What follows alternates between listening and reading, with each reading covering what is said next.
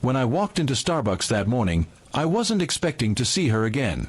It had been months since our breakup, and I thought I had moved on. But there she was, Clara, sitting by the window, perfectly dressed as always, her phone in one hand and that smug expression that used to make me feel small.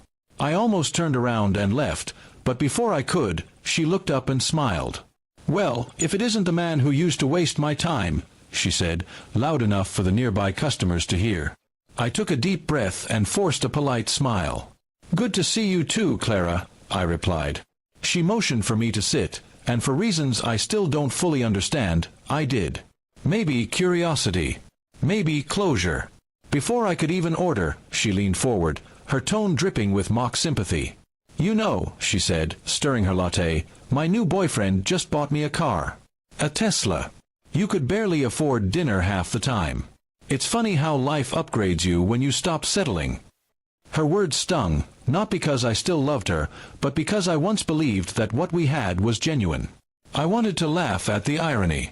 "I'm happy for you," I said simply, though I could see from her expression that it wasn't the reaction she wanted. She smirked.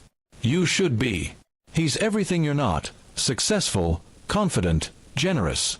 Honestly, being with him makes me realize how useless you were to me." The word useless echoed in my head, and I could feel my hands tighten around my coffee cup. A few people nearby looked over, sensing the tension.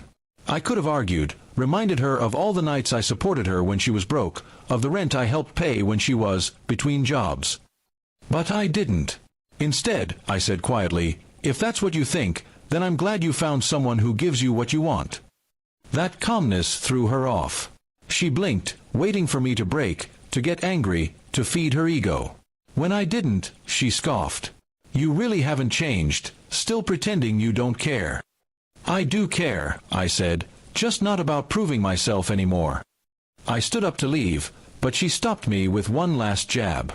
"You'll regret letting me go. You'll see me everywhere, on trips, in expensive restaurants, living the life you could never give me."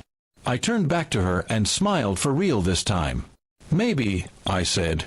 "But if money's all it takes to keep you happy, I guess I never really lost anything." With that, I walked out. A week later, I heard through mutual friends that her new, rich boyfriend was actually married, and not to her. The man had a wife who found out about Clara and ended the affair with a public scandal. Clara's perfect world shattered overnight, her pictures and posts suddenly disappearing from social media.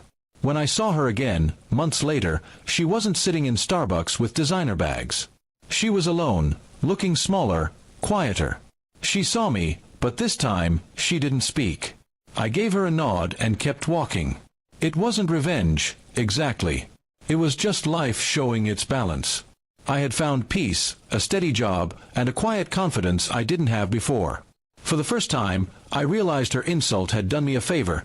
It reminded me that my worth was never measured by what I could buy, but by who I had become. Sometimes, the cruelest words from the wrong person can push you to become the best version of yourself.